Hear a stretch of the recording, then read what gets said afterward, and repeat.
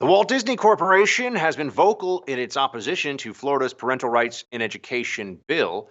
Their opposition could just be chalked up to corporate virtue signaling, but a recently leaked video from a meeting about the bill shows the degree to which sexuality and gender theory have become an obsession for those working behind the scenes and at the very top of the House of Mouse. We have the videos for you and my reaction in tonight's Hold the Line.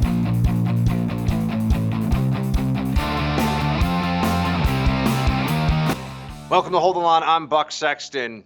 They oppose the Parental Rights in Education bill. That much we know. They call it the Don't Say Gay bill. They had to come up with a new name for it because if people just read the bill, they might say, this doesn't seem extreme at all. But now we know this isn't just the company best known for creating timeless, classic, family-friendly fare, whether it's Sleeping Beauty or Aladdin or you name it. Obviously, Mickey and Minnie Mouse. No, now this is a company where they don't just bend the knee to the wokeness, they are taking orders at the very top from woke corporate officers. Now, there are a bunch of videos that have come out, and hat tip to Christopher Rufo for finding and sharing them online. Videos from inside a Disney all hands meeting about the parental rights bill. And this is some of what you see here. Here's Disney corporate president Carrie Burke, who has promised, quote, more queer leads in Disney stories. Watch. We have many LGBTQIA characters in our stories, and yet we don't have enough leads and narratives in which gay characters just get to be characters. And not have to be about gay stories. And so that's been very eye-opening for me. And I can tell you, it's something that I feel perhaps had this moment not happened, I as a leader and me as my colleagues would not have focused on. And going forward, I certainly will be more so. I know that we will be. And I hope this is a moment where, shoot, the 50% of the tears, sorry, are coming. We just don't allow each other to go backwards. Here you have the president of content entertainment at Disney, a massive and storied American company that's created some of the most beloved programming, particularly for families and children of all time, saying, it's really time to have more LGBTQIA lead roles as part of, let's be honest here, a political agenda to push these ideas, to push ideas of transgenderism, for example, on kids, because that's what this is really about. Worth noting that Burke claimed in the video as well that she is the mother of one transgender child and one pansexual child, which I'm sure was a term that got a lot of Googling today. Pansexual? What the heck is that? 99.9% of Americans thought. But remember, Disney thinks that this is completely normal. In fact, this should be celebrated, that pansexuality is something your child should know about and perhaps consider down the line as they become adults for their own possible gender identity or their gender preference in seeking a partner or whatever. And then there was this executive producer, LaToya Raveneau, saying her team has implemented a, quote, gay agenda and is regularly, quote, adding queerness to children's programming. Watch. The showrunners were super welcoming. Meredith Roberts and our leadership over there has been so welcoming to my not at all secret gay agenda. And so I feel like I felt like it was, maybe it was that way in the past, but I guess something must have happened in the last, they're turning it around, they're going hard. And then all that momentum that I felt, that sense of, I don't have to be afraid to let's have these two characters kiss. Let's in the background, I was just wherever I could, just basically adding queerness to if you see anything queer in the show, I'm proud family. But I just was no one would stop me and no one was trying to stop me. Huh.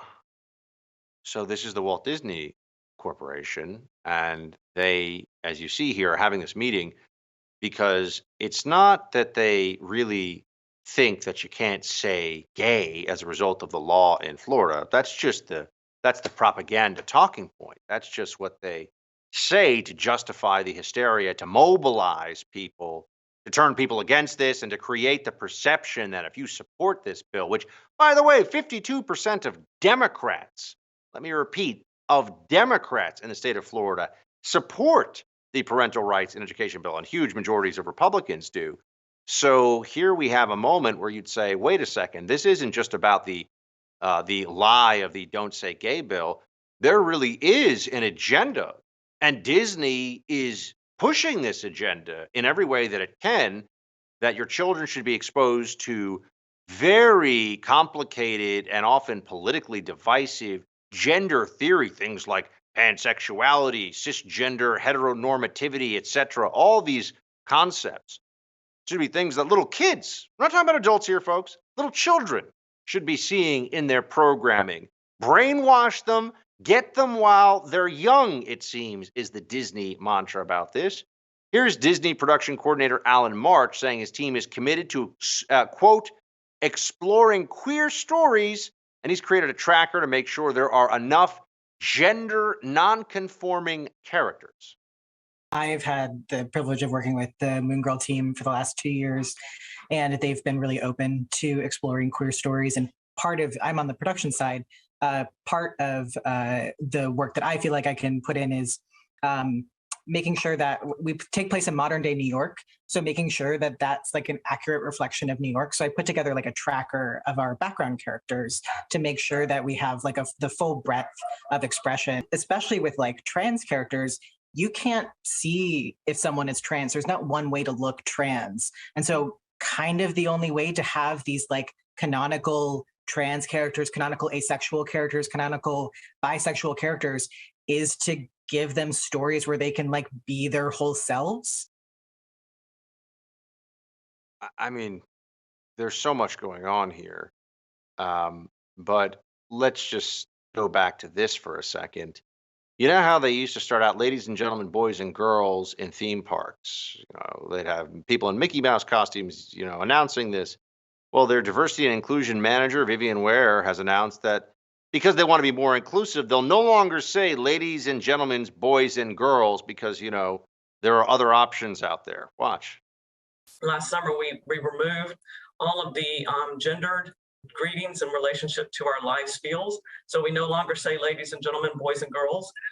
We've provided training for all of our cast members in relationship to that. So now they know it's hello everyone or hello friends. We are in the process of changing over those recorded messages. And so many of you are probably familiar when we brought the fireworks back to the Magic Kingdom. We no longer say ladies and gentlemen, boys and girls. We say dreamers of all ages. We don't want to just assume because someone might be in our interpretation, maybe presenting as female, that they may not want to be called princess. So let's think differently about how do we really engage with our guests in a meaningful and inclusive way that makes it magical and memorable for everyone. It's really just stunning stuff, isn't it? This is Disney. This is the leadership of Disney. These are the people that are making determinations about this company. And you see the agenda very clearly at work. We're not exaggerating the agenda. It's very real. And this is also why Disney has canceled Disney or boycott Disney trending today. All right, we'll continue to talk about this coming up here in a moment with my friend Rob Smith of the First TV. But first, we're living in chaotic times, and identity thieves abroad in particular love all the chaos. American homeowners are a big target for criminals, and it's not just your credit cards and bank accounts they're after. That's small-time stuff. These hackers want your home. Crime is home title theft. It's exploding in the U.S. And no, you're not covered by homeowners insurance or common ID theft services. The problem is the title to our homes are kept online. An identity thief knows his big payday is as easy as forging your signature stating you sold your home to him. Now he'll take out loans after your home, on your home, and you won't know until the collection calls start and you get an eviction notice. How do you protect yourself from title theft? Go to your county recorder's office every day, check the home's title, or just register your address now at HomeTitleLock.com. See if you're already a victim.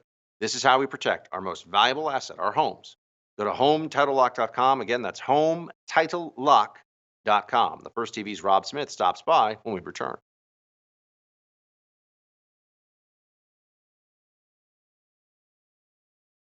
The hashtag boycott Disney was trending on Twitter today after videos of the company's all-hands meeting about the Florida parental rights bill leaked online. Videos featured employees discussing sex and gender in Disney programming, and one company executive saying she wants half of all characters to be LGBTQIA+ or minorities by the end of the year. Earlier this week, Disney published an open letter in which the executives promised to work for the repeal of the bill, which prompted this response from Florida Governor Ron DeSantis.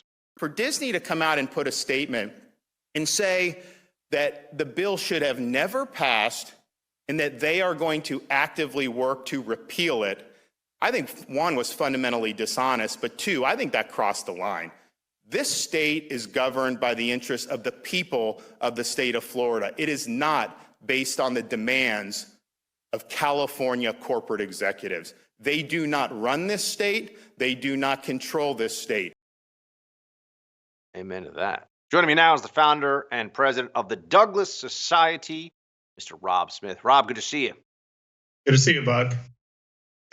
I mean, I just saw the governor last night here in Tallahassee. We had dinner and we're talking about this, and he was on Tucker's show last night as well, talking about this issue.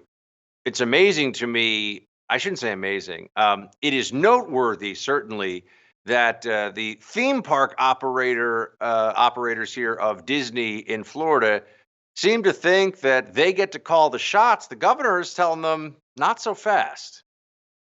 Yeah, and look, good for Governor DeSantis for standing up to these woke corporations. We have this conversation a lot about these corporations, and at some point they're going to have to realize that the woke Twitter mob doesn't represent the vast majority of the American public. And when it comes to the parental rights and education law, there's this really interesting poll that 57%, and this is of registered Democrats in Florida, actually agree with this law. So when they're open and honest with people about exactly what this law says, most sane people, whether they are heterosexual or sane gays and lesbians, if there's a few of them left, agree with what this law is saying. So I think what we should be asking ourselves is, why are all of these alphabet soup activists, some of which who have obviously infiltrated the executive board and a lot of the creative people at Disney, why are they so obsessed with the idea of inserting the far left alphabet ideology into programming that is geared for children? Why is the left so obsessed with teaching 5 to 9-year-olds? And this is what we're talking about when we talk about this bill. We are talking about 5 to 9-year-old children. Why are they so obsessed with teaching them far left alphabet soup ideology? Why are they so obsessed with teaching them 100 genders? And yet another Disney diversity person, whatever, was caught on another one of these videos talking about her pansexual and transgender child. I mean, this is utter lunacy, and good for Ron DeSantis for standing up against it. This is what I really do think. I think that there's going to be a lot of lip service from Hollywood and the left and a lot of these activist organizations. But I think if Disney really wants to stand up against this, I really do think that they will lose. And like I said, good for DeSantis for not backing down. And I want to make one more point. I don't want to go off on a tangent for too long. Go for it. This is one of the rare occasions, and this is why Governor DeSantis is so good, that the left is actually responding to legislation that was passed by a Republican, instead of us always responding to things that the left are putting forward. They hate Ron DeSantis because Ron DeSantis plays offense, and offense is how you win the culture war. So every weak sauce Republican governor, including that Republican governor that sort of vetoed this women in sports bill that came up a couple of weeks ago. So every weak sauce Republican governor across this country needs to be taking notes from Ron DeSantis, because that is what we need moving forward.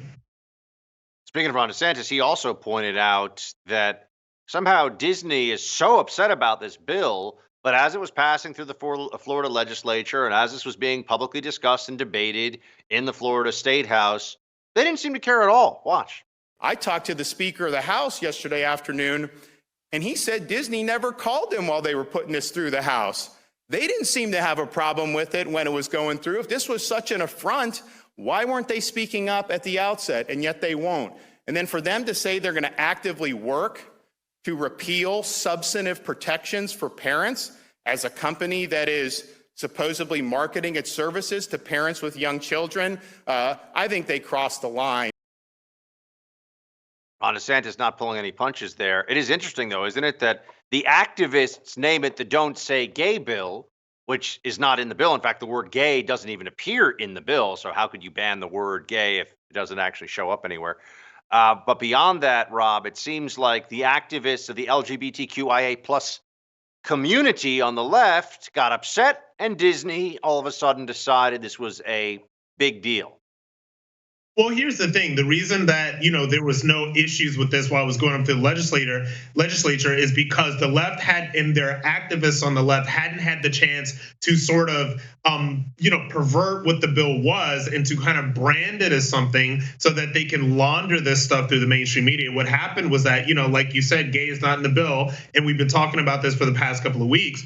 But what happened is the far left alphabet soup activists, you have to understand that there are no gay and lesbian, pro-gay and lesbian organizations in this country anymore. These are all trans organizations, and these are all QIAT alphabet soup organizations that have very little to do with the lives of actual gay and lesbian Americans, right? So they found out about this legislation. They said that we are going to brand this bill as this. We're going to lie about it, and we are going to launder that lie through the mainstream media, who dutifully carries the water for this, from the NBC News to MSNBC to the Associated Press. All of them did this. And by the way, even some conservative outlets, and conservative outlets need to get a little bit better about this stuff as well. And so that is why Disney didn't have an issue with this until it was laundered through all of this stuff. People are lying about this. And then, of course, the far left woke Twitter mob and all of their, alphabet soup woke execs decided to say, oh, this is the next battle. And what you have to understand is that this is all about, and Tucker made a really good point about this last night. I was surprised that he brought this up, because the Human Rights Campaign and all these organizations is generally only something that, gays and lesbians in this country really pay any attention to, is that these are not gay and lesbian organizations anymore. They are now pro-trans organizations, and they need something to keep the gravy train rolling. They need for people in this country to continue to be more and more oppressed so that they can launder their donations through the Democrat Party, which is exactly what is going on right now. It is all fake. It is all ginned up sort of outrage, and people shouldn't fall for it. And Ron DeSantis should continue to stand up for it, because if he does not back down from this, I believe that he will win. By the way, DeSantis also called out Disney's hypocrisy, comparing their response here to the issue of Uyghur slave labor in China. Watch this one. People ask me, kind of about, their posture on the bill. I said, you know what? If we would have put in the bill that you were not allowed to have curriculum that discussed the oppression of the Uyghurs in China, Disney would have endorsed that in a second. And that's the hypocrisy of this. And, we're going to make sure we're fighting back when people are threatening our parents and threatening our kids. Real quick, Rob, what do you think? Again, I think he's absolutely right. I know this is sounding a lot like the Governor DeSantis fan club coming from one end right here, but I'm telling you, he plays offense. And we need people to play offense, because let me tell you something. These people, the left is losing right now. Okay, so all they have are these petty culture war issues, because their guy in the White House is screwing things up in some very fundamental and very easily recognizable ways to average Americans. So all they have are these silly little culture war things. But Ron DeSantis plays offense. He makes it about his citizens. He makes it about the parents. And Disney is just really being put in a bad place. And these far left alphabet soup activists, they're really choosing the hill that they want to die on, is teaching comprehensive sex education, alphabet soup insanity, and 100 gender trans radical nonsense to pre-K through third graders. It's absurd. Rob, always illuminating. Thanks for being with us. Thanks, Buck. U.S. Border Patrol is warning that the country is on track to pass 1 million migrant encounters for the first half of this year. A clear sign the Biden administration has been ineffective, to say the least, in stemming the tide at our southern border. Center for Immigration Studies Executive Director Mark Krikorian joins us next for an update on the ongoing border crisis. But first, I want to talk to you about protecting your online data. A lot of companies promise your privacy is guaranteed, but we know that's not true. That's why you need a new privacy and cybersecurity application tool called Secure. It's spelled S-E-K-U-R. Secure is using proprietary encryption and offering secure instant messaging and email. With Secure, all of your communications based on servers and data centers hosted in Switzerland without using any of the big tech platforms. Privacy is a big issue. Without real security, people can read your emails, messages, even your bank information. Secure will never mine your data, never ask for your phone number. You can send emails to your doctor, banker, lawyer, anyone else with total confidence you're not being spied on by your internet provider or big tech. Secure is your solution to stop the constant theft of your digital identity. It costs only $5 for the messenger, only $10 for the messenger and email combination package. Go to secure.com and take back your privacy today. That's SEKUR.com. Use promo code BUCK for 25% off. We'll be right back with more. Hold the line.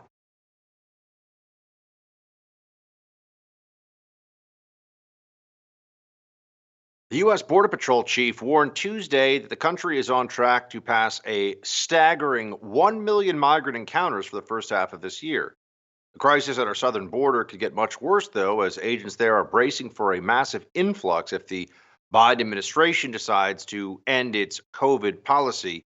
Lots to unpack here. Let's get right to it with the executive director at the Center for Immigration Studies, Mark Krikorian. Mark, thanks so much. Thanks for having me. Mark, seems like the numbers are pretty staggering here. 1 million migrants in 6 months puts us on track to shatter, it seems, every border crossing apprehension record at the southern border for what, over 60 years or so? I mean, we'll put these numbers in context for us. Now, these are historically high numbers. What we're talking about, maybe the way to kind of look at it in a more digestible sense is that over the past 6 months, the Border Patrol has averaged 5,000 arrests per day on the border, and that Obama's head of Homeland Security, Jay Johnson, who was a Democrat, but he was serious about his job. He said, if you get much above 1,000 arrests a day at the southern border, that starts to get unmanageable. We've been at 5,000 a day for the past 6 months, and the administration has announced that they're going to lift a particular policy. It's in the shorthand, they call it Title 42, which lets Border Patrol just bounce some of those people back with no hearings. Once they get rid of that policy, DHS is actually preparing for a possibility of as many as 18,000 arrests a day, triple what they're dealing with now. And even if it's only double, it's already completely unmanageable. Any increase will essentially erase the border. I want to ask you more about Title 42 in a second, but I just want to know, Mark, who is, I was down at the border in McAllen, Texas, about 18 months ago, if memory serves, something like that. And it was these family units mostly that were showing up there, women with small children, sometimes adult males with small children. And so that was a big part of the influx. Of the 5,000 arrests a day this year so far that we're seeing, are there a lot of single adult males? I mean, who's coming and how many, and what percentage are being allowed to stay as of now? And we'll get to Title 42 in a moment. Over the past 6 months, the majority, but not that big a majority, have been single adults. But what that means is you've got a huge share of families and what's called unaccompanied minors, who really aren't unaccompanied. Sometimes they're not even minors, but that's what they call them. And the fact is that the only people who are being turned away under this Title 42 mostly are single adults. So I looked at it, and it was close to half of all the people arrested over the past 6 months, that's the first half of the fiscal year, were in some way or another let into the country. Some of them were detained briefly and then let go. Some were just plain let go, dropped off at the bus station. Others were these minors who were delivered to their illegal immigrant parents who paid to have them smuggled, delivered at taxpayer expense. So close to half were simply let go. And if this Title 42 change happens, which is supposed to be in May, then the majority, a large majority, would probably just be let go. And I'm just it's fascinating that this continues to play out. There's so little media attention on this. But let's get to Title 42 for a second. Under Title 42, authorities are allowed to turn away asylum seekers as part of an effort to combat the spread of COVID. Earlier today, the White House Communications Director, Kate Bedington, suggested that Biden is not in charge of his own border policy, saying they defer to the CDC, and that the administration has every expectation there will be an influx of people to the border when Title 42 is eliminated. Let's watch this, Mark. How do we react to it? This is a decision that we have long deferred to CDC. Title 42 is a public health directive. It is not an immigration or migration enforcement measure. So the decision on when to lift Title 42, we defer to the CDC. That being said, of course, we are planning for multiple contingencies, and we have every expectation that when the CDC ultimately decides it's appropriate to lift Title 42, there will be an influx of people to the border. And so we are doing a lot of work to plan for that contingency. Yeah, that's Bedingfield, the White House comms director there. So what happens when Title 42 goes away, as it looks like it will? You said there'll be thousands and thousands of people that could come over all at once. There'll be a big surge of where are these individuals who are going to surge across the border? I mean, tell us more about how this is shaping up. They're waiting in Mexico. Some of them, in fact, they know all about Title 42 because the smugglers know more about immigration policy, American immigration policy, than most Americans. And in fact, there's a journalist who is in contact with one of my people who is in Mexico. And he says every time he says that he's a journalist and is interested in immigration issues, what have you, he gets mobbed by people, from Central America, Africa, the Middle East, whatever, mobbed by people who are waiting there for Title 42 to end. And they're like pressing him for information. When's it going to end? When's it going to end? I guarantee you that by the time people see this program, everyone in Mexico who's interested in sneaking across our border already knows the date of when Title 42 will end, which is May 23rd, supposedly. And I don't believe for a minute that the White House is just deferring to CDC. I mean, if you believe that, I have swampland to sell you, because they're ending it on May 23rd, but that's almost the same time as a new asylum rule goes into effect, which will, in essence, allow the Homeland Security to just rubber stamp every supposed asylum seeker on the spot right at the border. Meaning, tell us more about that. That's really noteworthy, Mark. I haven't heard about that. Haven't seen it reported. A new asylum policy goes into effect. Tell us what this is called, how this will work. It's a new asylum rule, which frankly may be, I guarantee you it's going to be challenged in the courts and it may get held up. But instead of having to go to an immigration judge, this rule would let the bureaucrats in Homeland Security just interview you at the border and give you asylum right there without the government, any other part of the government presenting countering information. So what that means is, and I guarantee this is the whole point, is to dramatically increase the percentage of people getting asylum and to speed it up so they get it right there. My point is, if you have these people crossing and you let them go, but before you let them go, you give them asylum, they're not illegal aliens anymore. This is the way they're solving the problem, by defining away illegal immigration rather than actually protecting the border. With the surge in migrant encounters comes an influx of illegal drugs coming over the border as well. Take a look at these pictures, Mark. Last week, CBP officers in Arizona found over 130,000 tablets of fentanyl hidden inside a crock pot. Fentanyl overdose deaths in the U.S. hit an all-time high last year. I mean, the border is porous not just from an illegal immigration perspective, but also from drug smuggling, isn't it? Yeah, and those are related. Because remember, the Border Patrol's job is to stop anything from coming over between those legal ports of entry.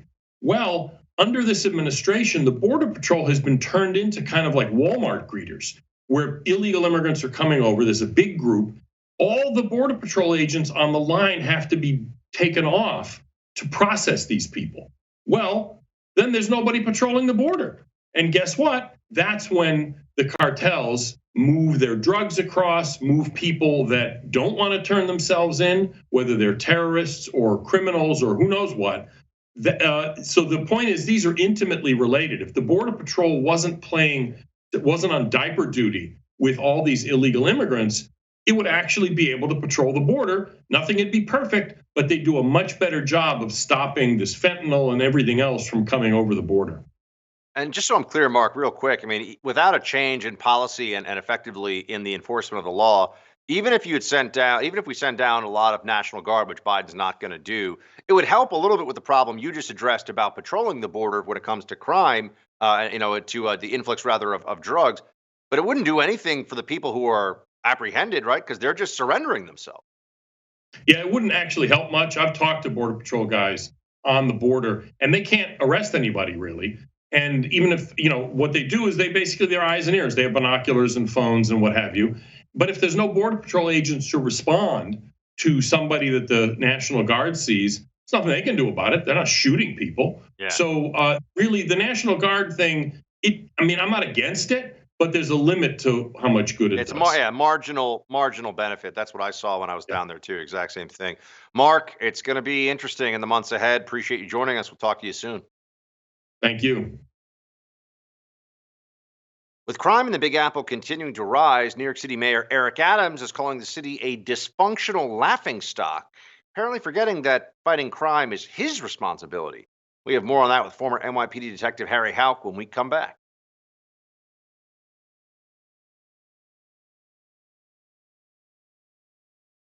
With New York City crime up nearly 60% from this time last year, Mayor Eric Adams has some harsh criticism for his own city. Adams ran his campaign on the promise to slow down and defeat the crime surge, and yet assault, robbery, and larceny still remain a huge problem today. In a statement by the New York City mayor, he said, quote, "Anything goes in the city of New York. The most important city on the globe has become the laughingstock of the globe, and the dysfunctionality of our entire city has cascaded through the country." Joining me now to discuss, former NYPD Detective Harry Houck. Harry, appreciate you being with us. Hey, Buck, how are you? I'm good. So what happened here, man? I mean, so all of a sudden the new mayor is figuring out, oh, there is a big crime problem. It wasn't just COVID causing some spike in these numbers, and the city's a mess. Well, if you read that article in the New York Post, he claims he's a wartime general now. But it looks more like a Russian general who's losing to the street thugs. He's a general without air superiority, artillery, which means that the perps are released without bail to commit crimes almost instantly, all right? And he doesn't have the courts behind him. So, law and order is not a one-way street here. The cops can do their job, but if the courts don't do their job and these people are released again, they're just gonna go get another gun and go and commit a crime. And they're laughing at the police officers out there who are putting their lives in danger, all right? And the punishment doesn't fit the risk the police officers put into stopping the crime. Week to date, by the way, we've got a chart that shows the crime rate in America's biggest city. The percentage rise over 2021, robbery is up 48%, felony assault up 22%, burglary 39%, grand larceny up 33%. I mean, I feel like those, we're talking about year over year here, Harry. That just seems staggering to most people. I mean, you've got 48% increase in robbery. I mean, what is going on? Listen, I spent 4 years in robbery in the East Village of New York. Let me tell you, a 48% increase is astronomical. I mean, a lot of people think robbery is somebody when they break into somebody's home. No, that's when somebody comes up to you on the street, puts a gun in your face or a knife in your face and says, "Give me your wallet." That's a robbery, all right? And that's what's making New York City so damn dangerous, because not only that, when you're a victim of a robbery, that you've got a good chance of being killed or shot. So they really need to do something about these robberies. And if you don't put people in jail for robbery, they're just going to go out there and keep on doing it anytime they want to. So tell me this: how can you actually start to turn those numbers around, specifically on robbery? I know you said you worked in the East Village of New York City on that specific issue. So what do you do? I mean, when you got a robbery problem, the mayor says, "All right, Harry, I want you to run a task force. I want you to bring the robbery numbers way down. How do you do that?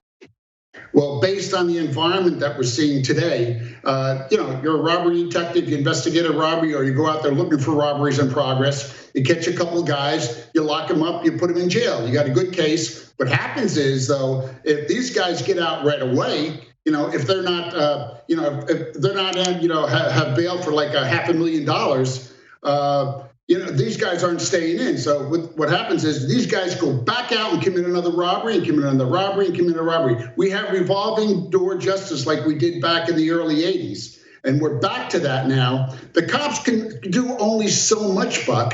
We can keep on making arrests. We can keep on arresting the guy, 5, 6 times in a 7-8 month period. But if the courts don't keep them in jail, all right, and if they don't pay for their crimes, there's nothing the police can do. It's a joke. Here's Mayor Adams, and I think this was a surprise to some folks that it's already gone to this point. He says that the state level is doing their job on violence, but they need federal help here, federal government help to deal with violence in the city of New York. Watch this one. We're dealing with a sea of violence, and many rivers are feeding, this sea. We're going to do our job, but we need help on the federal level and arming our federal entities to assist.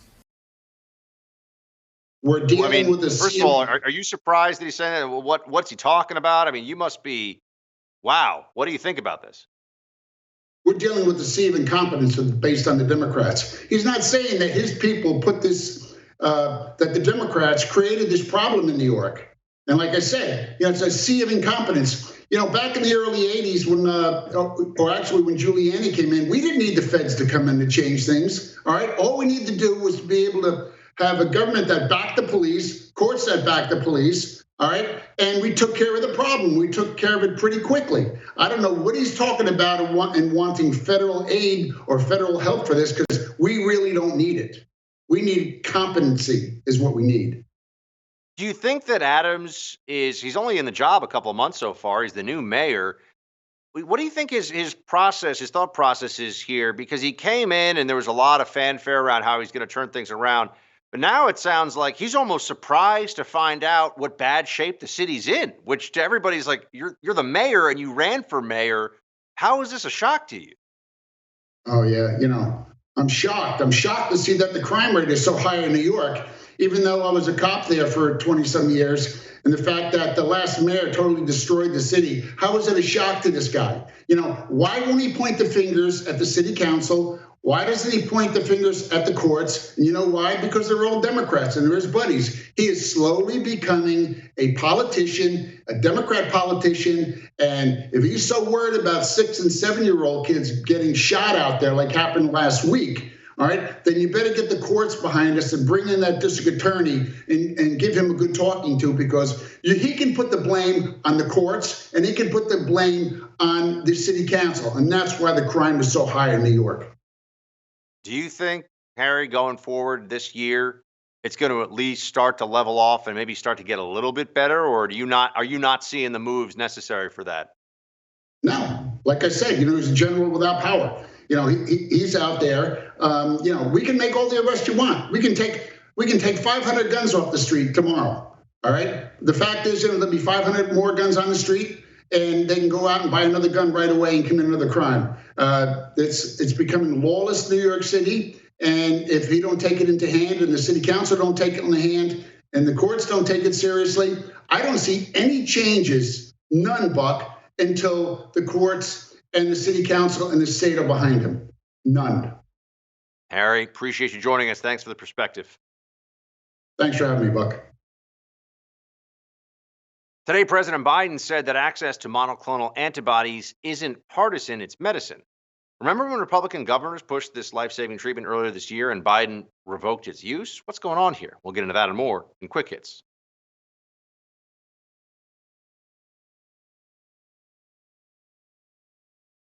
Dr. Fauci is out of hiding and coming in hot with BS like Americans must be prepared for another round of restrictions. Oh, he also said there's no doubt COVID lockdowns worked. Yeah, there's tons of doubt, actually. They didn't work.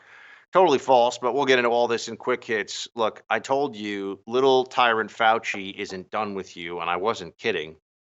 He's now emerging again with the same broken bullcrap ideas. And you see that there's COVID cases. There's this new BA2 variant of Omicron, and cases are rising. Fauci's out there saying Americans need to be prepared for another round of COVID restrictions. Watch. We need to be prepared for the possibility that we would have another variant that would come along. And if things change and we do get a variant that does give us an uptick in cases and hospitalization, we should be prepared and flexible enough to pivot towards going back, at least temporarily, to a more rigid type of a restriction, such as requiring masks indoor. Rigid restrictions like masks indoors, which have never worked. They never work. This guy is a lunatic. What's he going to say? His entire career came down to this one big challenge and he failed miserably? That he's the worst public health bureaucrat in the history of possibly the world? Not going to say that. No, instead he's going to say, do more of what I've already told you, even though it didn't work, because I said so. Fauci also said this, that there's no doubt that COVID lockdowns worked. Watch this one. Do you think 2 years on that they were worth it, or were they too severe? You know, I don't think we're ever going to be able to determine what the right balance is. I think the restrictions, if you want to use that word, which I tend to shy away from, lockdown, there's certainly prevented a lot of infections, prevented a lot of hospitalizations, and prevented a lot of deaths. There's no doubt about that. No doubt. No, there's actually tons of doubt because people have done real studies of this, looked at the data, and there has been no discernible benefit really whatsoever from the lockdowns. They were never even full-on lockdowns. They were partial lockdowns. A lot of people were considered essential workers, continued to go about their day-to-day lives and still contract the virus, bring it home to their families.